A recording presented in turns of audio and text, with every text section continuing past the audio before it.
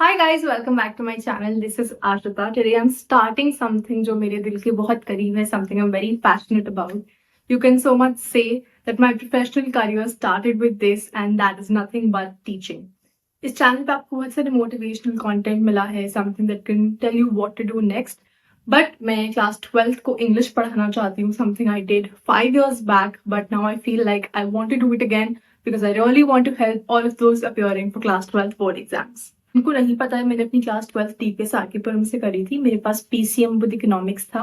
मेरी total percentage was 97 and I scored 98 marks in my English board exam. आप मेरे को ट्रस्ट कर सकते हो in teaching you and I will teach you the fastest, the quickest and the most important points for anything that will help you clear the board exam with flying colours. शुरुआत कर रहे हैं flamingo book की poetry से. Poetry अक्सर बच्चों को story से ज्यादा डिफिकल्ट लगती है बिकॉज वहां पर बहुत सारे हिडन मीनिंग्स होते हैं, बहुत सारी अंडरलाइन चीजें होती हैं जो हमें समझनी होती हैं. So I will first simplify the poetry section for you, but don't worry, हम फ्लेमिंगो की पोइट्री और प्रोज दोनों कंप्लीट करेंगे and then we will move on to Vistas. I hope you guys are as excited as I am because this is really close to my heart and I hope this brings great value to your life. शुरुआत करेंगे हम आपकी flamingo की पहली poem से जिसका नाम है माई मदर एट 66. वीडियो का फॉर्मेट में मैं हिंदी में रखूंगी ताकि ज्यादा से ज्यादा बच्चे इस वीडियो से फायदा ले सकें. एंड आपको जो भी क्वेश्चंस रहें, कुछ भी डाउट्स रहें, वो आप मुझसे मेरी कमेंट सेक्शन में पूछ सकते हैं. इस सारे नोट्स का जो मैं आपको स्क्रीन पर दिखाऊंगी जिससे हम आगे पढ़ाई करेंगे, ये मैं आपको अटैच कर दूंगी डिस्क्रिप्शन में. तो आपको सिर्फ वीडियो भी देखना है, कुछ लिखना नहीं है. साइड बाय साइड आप स्क्रिबल करना चाहें अपने personal notes, that is fine, but you don't have to worry, I will give you all the free notes. Text book अगर आप अपने साथ रख सके बहुत हेल्प होगी बिकॉज हम साथ साथ पूरी पोएम बुक से भी पढ़ेंगे. We will understand which are the important area, किस पे ज्यादा ध्यान देना है and everything accordingly. So let's get start. Poem का नाम है माई मदर एट 66 जिसको लिखा थी कमला दास जी ने. राइट, अब यहाँ पे हमारा पोएट का नाम याद रखना इज वेरी इंपॉर्टेंट. एंड कभी कभार मैंने देखा है बोर्ड एग्जाम्स में अगर गलत स्पेलिंग हो तो भी मार्क्स कट जाते हैं. ALA आता है. राइट, सबसे पहले हम बुक से पूरी पोएम को पढ़ लेंगे, उसके बाद मैं आपको वर्ड बाय वर्ड इसको ब्रेक डाउन करके समझाऊंगी कि इस पोएम का एक्चुअली मतलब क्या है. काफी सिंपल पोएम है, काफी छोटी पोएम है, बट इसका बहुत पर्सनल एंड डीप मीनिंग है, तो शायद बच्चे जल्दी रिलेट कर पाएंगे. So let's watch. Driving from my parents home to Cochin last Friday morning I saw my mother beside me. Doors open mouthed, her face ashen like that of a corpse, and realized with pain that she was as old as she looked, but soon put that thought away and looked out at young trees sprinting, the merry children spilling out of their homes. But after the airport security check, standing a few yards away, I looked at her again, wan, pale as a late winter's moon, and felt that old familiar ache, my childhood's fear. But all I said was, see you soon, Amma, and all I did was smile and smile and smile. बहुत emotional poem है. इसकी tone जो आप देखेंगे वो थोड़ी sad है. This is a sad poem. Why is it sad, मैं आपको समझाती हूँ. तो ये जो पोएम है ये एक्सप्लोर कर रही है एक बहुत प्यारा, एक बहुत वार्म रिलेशनशिप एक बच्चे का अपनी माँ से. ठीक है, यहाँ पे लिखा है parents with an apostrophe S. इससे हम क्या समझते हैं? इससे हम ये समझते हैं कि जो पोएट की मदर है वो एक सिंगल पेरेंट है. तो जाहिर सी बात है अगर सिंगल पेरेंट है तो यहाँ पे पोएट का अटैचमेंट उनसे डबल हो जाएगा. राइट, इस बात को आपको ध्यान रखना है. ऐसे वो लोग कोचिन की तरफ जा रहे थे. हो सकता है कि जो पोएट हो उनकी फ्लाइट हो, उन्हें कैच करनी है and she is travelling with her mother. ये दोनों गाड़ी में बैठे हैं एंड बैठे हुए उनकी नजर अपनी मम्मी पे पड़ती है और वो उनको देखती है. नेक्स्ट लाइन में आप देखेंगे उनकी मदर का फिजिकल डिस्क्रिप्शन मेंशन है. Dose open mouth, her face ashen like that of a corps. Dose मतलब वो सो रही थी. ओपन माउथ, मुंह खुला हुआ था. Her face ashen like that of a corpse. Corpse हम मुर्दे को बोलते हैं. तो उनका जो फेस था उसका रंग कुछ उड़ा हुआ था, बहुत पेल सा व्हाइट सा फेस था और वो उनको एक कॉर्प्स की याद दिला रहा था. सीनरी से जो उनके सामने प्रेजेंट हुई उससे उन्हें बहुत पेन होता है. ठीक है, और इस पेन से क्या होता है, उनको ये समझ आता है कि हाँ मेरी मम्मी अब काफी बुजुर्ग होती जा रही हैं. She is turning very old and ये बात किसी भी बच्चे के लिए एक्सेप्ट करनी बहुत मुश्किल होती है, क्योंकि हम अपने पेरेंट्स को वही एक्टिव यूथफुल एज में देखना चाहते हैं कि वो हमारे हर सपने को सपोर्ट कर रहे हैं, हमारे साथ ट्रिप्स पे जा रहे हैं, हमारे साथ घूम रहे हैं, हेल्दी हैं। ये अच्छा लगता है बच्चों को। बट जैसे हमें रियलाइजेशन होती है कि वो भी हमारे साथ साथ बड़े हो रहे हैं, उनकी भी अब एज आगे बढ़ रही है, हम कहीं ना कहीं थोड़ा सा डर जाते हैं। But soon put that thought away. Dose से हमने देखा ये क्या इंडिकेट करता है। डोज मैंने आपको बताया इसका मतलब है टू स्लीप। इंडिकेट ये करता है fatigue due to old age. Fatigue माने की आपकी थकान, क्योंकि वो बुजुर्ग हैं, वो बड़ी हैं, तो वो बहुत जल्दी थक गई हैं ट्रैवल करते करते, एंड वो इस वजह से सो रहे हैं। तो ये आपको ध्यान रखना है कि बहुत सारे हिंट्स दिए गए हैं आपको कि उनकी मदर एज कर रही थी, वो ओल्ड हो रही थी। Open mouth. ओपन माउथ से हमें क्या पता चलता है कि वो एक बच्चे की तरह सो रही है। हम देखते हैं ना अक्सर बच्चे अपना मुंह खोल के सो रहे होते हैं, बिल्कुल care free, without a care in this world. वैसे ही उसकी मम्मी भी ऐसे ही सो रही थी। तो ये जो बच्चे के साथ उनका कंपैरिजन करा गया है, हम कभी कभार कहते हैं, आपने सुना होगा, जैसे जैसे लोग बड़े होते जाते हैं, बुजुर्ग हो जाते हैं, वो वापस से एक बच्चे का फॉर्म ले लेते हैं। उनको हर समय प्यार, अटेंशन, केयर की नीड होती है। उसी तरह से एक बच्चे के साथ वापस उनकी लाइफ कंपेयर करी गई है। तो पॉइंट यहाँ पे कहना चाहता है कि एक बंदा चाइल्ड होता है, एडल्ट बनता है, फिर वापस से अपनी ओल्ड एज में वो एक चाइल्ड बन जाता है, जिसको कांस्टेंट अटेंशन और केयर की जरूरत है, और वो केयर फ्री हो जाते हैं, अपने आप के बारे में ज्यादा नहीं सोचते। इससे आप देख सकते हैं कि अब पोएट को थोड़ा सा गिल्ट होता है, क्योंकि वो उन्हें छोड़ के जा रही है, राइट। तो उनके अंदर एक पेन है, एक दर्द है कि हाँ, मुझे शायद काम की वजह से अपनी मम्मी से दूर जाना पड़ रहा है, इस एज में जाना पड़ रहा है जहाँ पे उनको मेरी सबसे ज्यादा जरूरत है। वो अपना ध्यान कैसे रखेंगी। तो ये सारे थॉट्स पोएट के माइंड में चल रहे हैं, एंड इसी वजह से जो पोएम की टोन है वो सैड हो जाती है। इस एक्शन लाइक अ कॉर्प्स, यहाँ पे हम जो पहले अपनी पोएटिक डिवाइस देखेंगे वो है सिमिली। सिमिली बहुत आसान है आइडेंटिफाई करनी। किसी भी फ्रेज में आपको लाइक या एज शब्दों का प्रयोग दिखे जिससे हम कंपैरिजन कर रहे हैं, जैसे as white as snow, as fresh as mint, right. तो लाइक एंड एज जैसे वर्ड्स को जहां हम देखते हैं कंपैरिजन होता हुआ, वो हमारा बन जाता है poetic device of a simile. यहाँ पे उन्होंने कहा फेस एशन लाइक अ कॉर्प्स। कॉर्प्स क्या इंडिकेट कर रहा है? डेथ। डेथ यानी कि ओल्ड एज। ओल्ड एज के बाद इंसान कहाँ जाता है? There eventually moving towards death. तो पता चलता है क्या इंडिकेट हो रहा है, दैट अब उनकी मदर की लाइफ ग्रे हो चुकी है, डल हो चुकी है, कलरलेस सी है, ज्यादा लाइफ उसमें बची नहीं है, एंड अब वो काफी बुजुर्ग हो रही है, शी इज एजिंग। तो ये क्वेट को भरे हुए हैं उनके दिल में, इसलिए वो बहुत परेशान है, उनके माइंड में हजार तरह के थॉट्स चल रहे हैं, और उनको ये हर्टफुल रियलाइजेशन हो चुकी है कि हाँ, मेरी मम्मी अब बुजुर्ग हो रही हैं, उनके पास शायद ज्यादा टाइम नहीं बचा है। ये रियलाइजेशन पोएट को तंग करती है कि उनकी mother is growing old and fading gradually, जिससे हमारी कंफर्म हो जाती है चीज that the tone of the poem is मेलो। मेलो यानी कि सैड। ठीक है, एक दर्द भरा हुआ है इस पोएम में। नहीं, अपने आप को हम कभी कभार नेगेटिविटी से हटाने के लिए पिंच करते हैं ना, बोलते हैं कि अपने आप को चूटी काटो, वो थॉट चला जाएगा। वैसे ही वो सोचते हैं कि नहीं, मुझे ये नेगेटिविटी के बारे में नहीं सोचना है, मैं अपने आप को नेगेटिव थॉट से कंज्यूम नहीं होने दूंगी, so I will put this thought away. क्यों वो ये फैसला लेती हैं? बिकॉज शी थिंक्स कि यार ये थॉट ना बहुत ज्यादा हैवी है, बहुत हर्टफुल है, मुझे बहुत दर्द दे रहा है, मैं बहुत अनकंफर्टेबल हो रही हूँ। हर्टफुल थॉट क्यों है? क्योंकि वो अपनी मम्मी से बहुत ज्यादा प्यार करती हैं, राइट। जाहिर सी बात है, हमने देखा कि सिंगल पेरेंट है तो एक अलग तरह का अटैचमेंट होगा पोएट का अपनी मदर के साथ। तो इस प्यार की खातिर वो इस हर्टफुल थॉट को बर्दाश्त नहीं कर पा रही हैं, राइट। एंड इससे हमारा कंफर्म हो जाता है that the poet shares a loving relationship with the mother and she fears the thought of losing her. वो उन्हें खोना नहीं चाहती किसी भी कॉस्ट पे, ठीक है। हैवी ये थॉट इसलिए है बिकॉज हम जानते हैं लाइफ, डेथ, ये बहुत सीरियस, बहुत कॉन्शियस टॉपिक्स हैं जिनके बारे में बात करना आसान नहीं होता है। तो इसलिए वो सोचते हैं कि मुझे इन सब के बारे में अभी नहीं सोचना है, ये मुझे बहुत ज्यादा मेरी एनर्जी को पुल डाउन कर रहे हैं, बहुत ग्लूमी, बहुत सैड, बहुत मायूस सा फील करा रहे हैं, तो मुझे अपने आप को इस थॉट से हटाना है। वो एक्टिवली डिसाइड करती हैं कि मैं बाहर देखती हूँ खिड़की के, क्योंकि कार के अंदर का एनवायरनमेंट मुझे बहुत दर्द दे रहा है।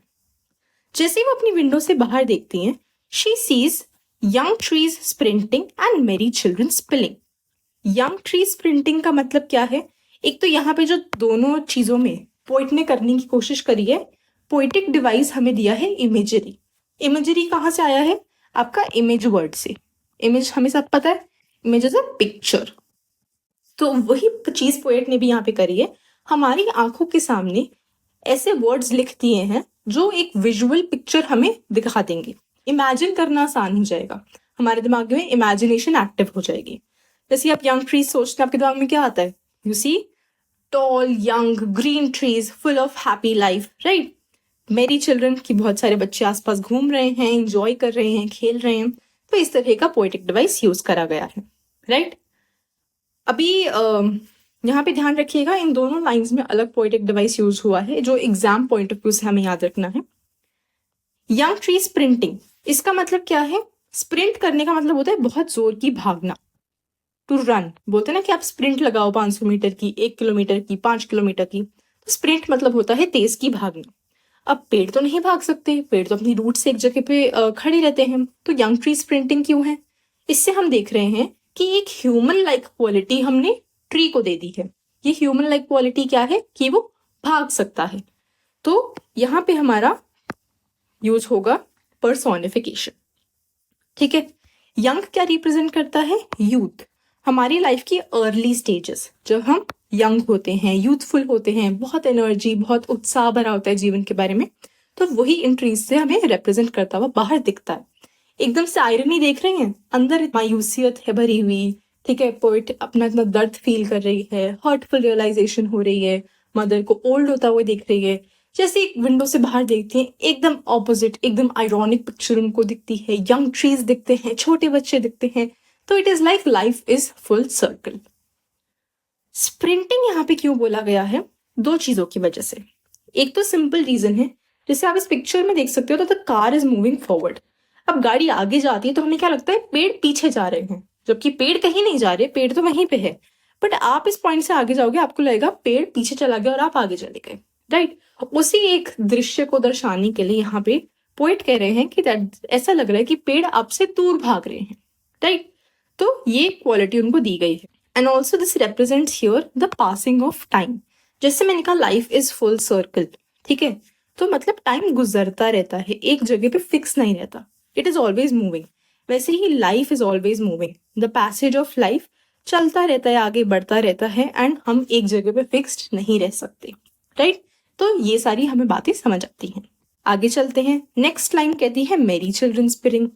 मेरी हमें पता है मतलब होता है हैप्पी, जॉयफुल, बहुत खुश मिजाज। चिल्ड्रन यहाँ पे क्या रिप्रेजेंट करती हैं? Young and youthful stage of life, ठीक है? ये आयरनी आप देख रहे हैं, अंदर हम एक ओल्ड बुजुर्ग एजिंग मदर की बात कर रहे हैं, बट कार से बाहर देखते ही हमें क्या दिख रहे हैं? छोटे खेलते हुए, खिलखिलाते हुए बच्चे, राइट? तो इससे अगेन पोएट क्या ड्रॉ करना चाह रहे हैं? The cycle of life. ये साइकिल ऑफ लाइफ क्या होती है? कि लाइफ की शुरुआत होती है हमारे बच्चे बनने से, फिर हम एक एडल्ट बनते हैं, फिर हमारी डेथ हो जाती है, राइट? तो this is the full circle of life, and life always keeps on going on. वो किसी के लिए कभी भी कहीं नहीं रुकती। फीलिंग यहाँ पे ये सिग्निफाई करता है कि बहुत सारी एनर्जी और लाइफ भरी हुई है इन बच्चों में। स्पिलिंग अक्सर क्या होता है कि हम कहते हैं ग्लास को इतना मत भरो, पानी इज स्पिलिंग आउट, राइट? तो वैसे ही इतना ओवरफ्लो कर रहा है इनके अंदर, इतना ज्यादा उत्साह भरा हुआ है कि इनके अंदर बहुत लाइफ है, बहुत फुल ऑफ एनर्जी है, ठीक है? तो this is what spilling signifies here. अगली लाइन में जो लिखा है few yards away, few yards away क्या है? आपकी आयरनी है, क्योंकि हमने जो अभी पैसेज ऑफ लाइफ की बात करी, ये तो काफी लंबा सफर है, राइट? पोएट कहाँ है? पोएट अडल्ट हैं, अभी यंग हैं, उनकी mother is ageing, she is old. तो वो तो अपनी मदर से एक एज में काफी गैप है, एक बहुत बड़ा एज डिफरेंस। तो एज डिफरेंस ज्यादा है, बट उसको आयरॉनिकली पोएट कह रही है कि वैसे मैं अपनी मदर से बहुत छोटी हूँ, मुझे बहुत कम अंदाजा है लाइफ का, बहुत कम तजुर्बा है लाइफ का, बट मैं खड़ी तो उनसे कुछ ही दूर हूँ। तो ये आयरनी यहाँ पे है। समझ गए आप इसका मतलब? अगर किसी को नहीं समझ आ रहा है, I will repeat it again, क्योंकि यहाँ पे बच्चे थोड़ा सा कंफ्यूज होते हैं। फ्यू यार्ड्स अवे यानी कि कुछ मीटर दूर ही खड़ी हैं, तो कहने को तो लग रहा है कि हाँ पास ही हैं, बट यहाँ पे हम लाइफ की साइकिल की भी बात कर रहे हैं, उससे भी एक पैरेलल कंपैरिजन ड्रॉ कर रहे हैं कि घड़ी वो कुछ मीटर ही दूर है, बट लाइफ के तजुर्बे में, लाइफ के एक्सपीरियंस में वो उनसे काफी छोटी हैं, उम्र में काफी छोटी हैं, अभी उनकी लाइफ बहुत पड़ी है आगे, और मदर के पास शायद इतना टाइम नहीं है। पेल एज लेट विंटर्स मून, वान का मतलब होता है कलरलेस, पेल एकदम ढलता हुआ, उसमें कोई कलर नहीं है, बेजान एकदम, ठीक है। As late winter's moon, as शब्द का प्रयोग हुआ है तो ये क्या बन जाएगा आपका सिमिली, राइट, जैसे हमने पहले डिस्कस करा। लेट विंटर मून से उनका कंपैरिजन क्यों करा गया है? क्योंकि जैसे होता है ना, उनकी बाल वाइट हो गए हैं, शक्ल पे से थोड़ा हीमोग्लोबिन कहते हैं कम हो जाता है, तो आप फेड हो जाते हो, पेल होने लग जाते हो। ओल्ड एज में अक्सर लोगों के साथ ऐसा होता है, तो उनकी एक वाइटिश सी अपीयरेंस आ गई है। याद है शुरू में पोइट ने उनके फेस को ऐश से कंपेयर करा है, ऐश भी ग्रे होती है, कलरलेस, ढलती हुई, वैसे ही यहाँ पे भी उनकी वाइटिश अपीयरेंस की बात करी गई है, बट अब पोएट उनको एक लेट विंटर मून से कंपेयर कर रही है, जो बादलों के पीछे छुपा होता है, जाने वाला होता है, बट हमें दिख रहा है कि हाँ व्हाइट ग्रे कलर का है, तो वैसे ही इस मून से कंपेयर करा गया है उनकी मम्मी को। ये वाइटिश अपीयरेंस क्या इंडिकेट करती है कि शी इज एजिंग, हो सकता है किसी इलनेस की वजह से वो कलर आ गया हो, जैसे मैंने हीमोग्लोबिन मेंशन करा, या फिर बहुत डेफिशिएंसीज होती हैं बॉडी में, तो किसी भी प्रकार की इलनेस एक ओल्ड पर्सन में ऐसा अपीयरेंस ला सकती है। इसको एज अ सिंबलिज्म यूज करा गया है, ये आपका पोएटिक डिवाइस है यहाँ पे, ठीक है। सिंबलिज्म क्या होता है कि हम किसी सिंबल के अंदर कोई क्वालिटी ढूंढते हैं और वही क्वालिटी हम किसी और पर्सन में एसोसिएट कर देते हैं, ठीक है, तो उसी को हम सिंबलिज्म बोलते हैं, ठीक है। तो यहाँ पे वैसे ही मून की जो मून को सिंबल माना गया है, मून की क्वालिटी होती है कि वो वाइट है, और इस सिंबल की ये क्वालिटी किसको दे दी है?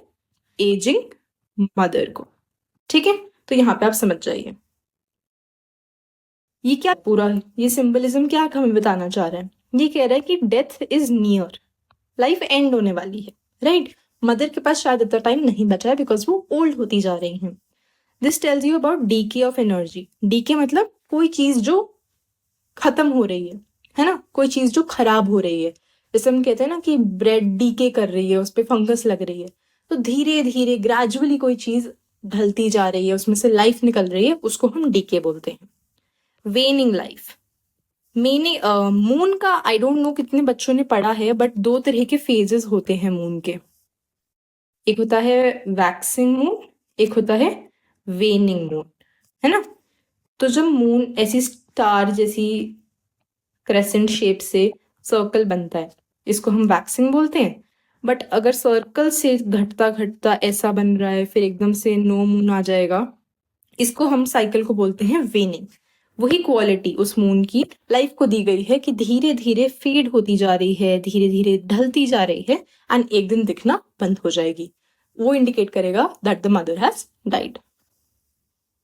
फैमिलियर एक की पोएट बात करती हैं जो उनका चाइल्डहुड फियर है, हर बच्चे का होता है। जैसे होता है ना, छोटा बच्चा सो के उठे, उसे अपनी मम्मी नहीं दिखे, वो रोने लग जाता है। क्या चाइल्डहुड फियर है कि मेरी मम्मी कहाँ चली गई, कहीं वो मुझे छोड़ के तो नहीं चली गई, वेयर इज माई मदर। तो बच्चा हमेशा अपनी माँ को ढूंढता रहता है, और जैसे ही माँ थोड़ी देर के लिए नजरों से इधर उधर होती है तो बच्चा छटपटा जाता है। उसी फियर की यहाँ बात हुई है कि वो बच्चा जो पोएट है वो डर रही है कि कहीं मेरी मम्मी मेरी नजरों के सामने से कभी दूर ना चली जाए, ठीक है।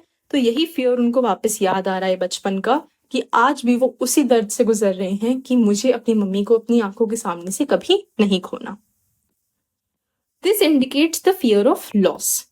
किस चीज का loss? Losing site of parents, मेरी नजरों के सामने से मेरी मम्मी दूर ना हो, उनकी कभी डेथ ना हो, but this is the harsh truth of life.